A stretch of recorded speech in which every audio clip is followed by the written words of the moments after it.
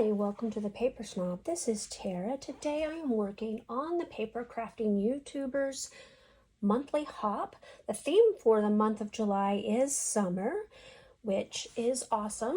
So I found a really fun photo of my son jumping into a pool during summer camp from church one year, and I began pulling papers and things from my beach summer themed stash, which I don't have a whole lot of beach stuff anymore.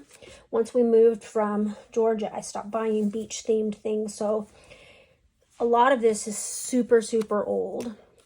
I did find this really adorable thermostat or thermometer that I think will look cute on the page, and some old poolside stickers from Crate Paper, as well as the matching thickers. You've seen these in my videos over the last month or so. These are from my Allie Edwards story kit. They're just acetate sun. I believe these are from Fancy Pants. Don't remember the collection name. Some Ellie Studio summer puffy stickers. And this is just a random sticker that came off of another sticker pack, I think, probably one of these. And then some really old summer themed papers from My Mind's Eye. In fact, I am wondering if this even has a year on it. I don't think it does. It's got a nice blue dot and it's got a nice wave on the other side. It doesn't look like they're from the same collection, however. This one's from their collection Surfs Up. And again, it's old enough that it does not have a date on it, which means it's super old, guys, probably prior 2012. So I chose those two colors of pattern paper. I'm going to pull out a piece of white cardstock. I'm going to do a little stenciling with a Distress ink and this Vicky Bouton stencil. So I'm going to pause the video and I'm going to go ahead and make some cuts and we're going to get started. So the very first thing I'm going to do is I'm going to pull out this Salty Ocean Distress ink and this Vicky Bouton stencil, and I'm going to stencil a little bit on here. And I get about halfway through the process and decide that I want to add a different color, so I will change out the colors a little bit. You notice that I do keep my little round foam piece for my handle in the bottom of the Distress ink. They fit perfectly if you buy the Ranger ink brand. If you buy scrapbook.com brand, one, they fall apart, and two, they don't stay in there because they are slightly smaller. So that's just a heads up. It's a great way to store them. It keeps me from having to worry about washing out little foam pads, and I have one for every single color. So I am going to add some water to this and just kind of let Distress ink do its thing as it dries.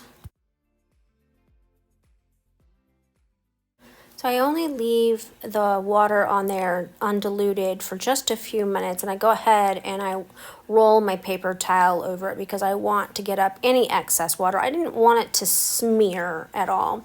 Next up, I'm going to trim down these two patterned papers.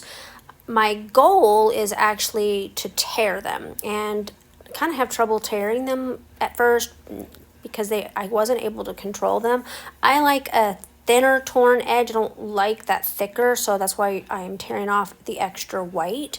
And so that is kind of how I roll with that. I just prefer a thinner torn border than that. Next up, I'm going to go ahead and mat my photo on this orange pattern paper.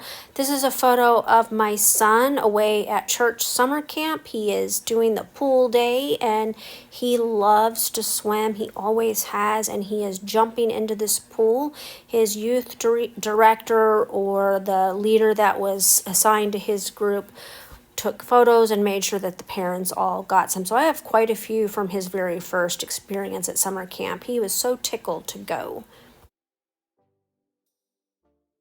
I'm also going to use my distresser, and I'm going to rough up the edges of this cardstock. Now, I'm going to be putting quite a bit of layers around this photo, and in the end, you really can't tell that I roughed it up, but I roughed it up anyway because I like doing that, and this paper is the perfect weight and thickness to get a nice scruffy edge that I like. So now I'm going to start laying out this pattern paper. First, I'm going to put some glue on the back of this orange, and I had intended to put it flower side up, but I forgot, and then I wasn't going to change it once I got everything glued down. So I don't quite get the edges the way I want them at first, so I'm going to do a little bit more tearing here so that I have some visible layers between the two, just so that you can see that there are those two different layers.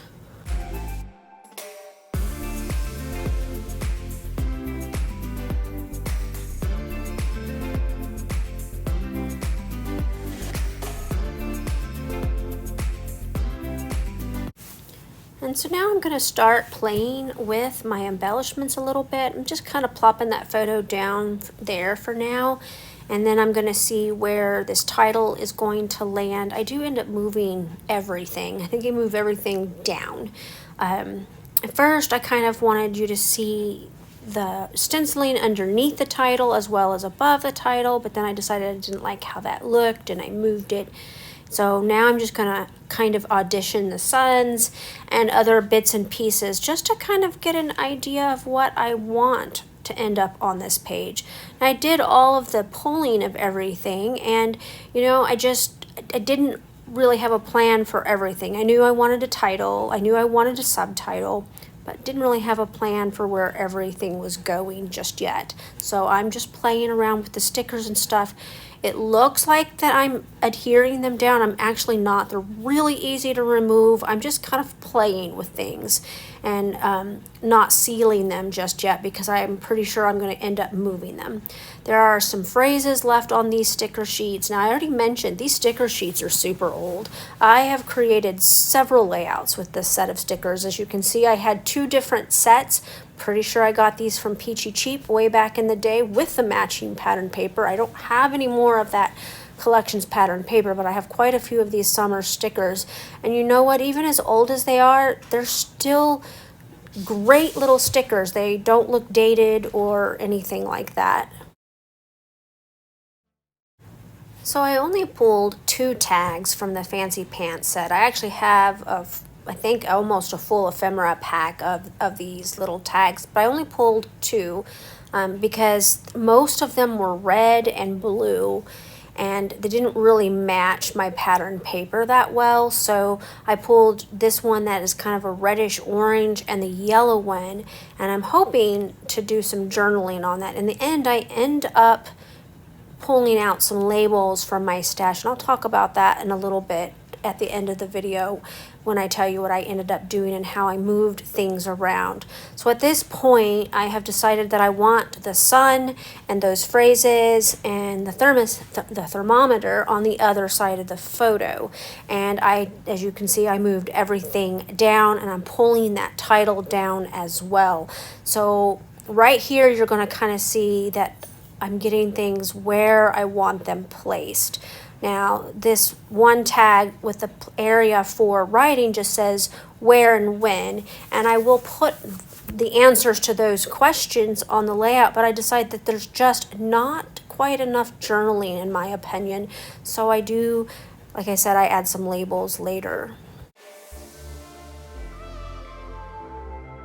So now I'm going to add some of the puffy stickers from this Ellie Studio puffy sticker sheet. Just going to add a couple of circles and a couple of stars, and that's going to be pretty much it. I'm going to stop and glue everything down now.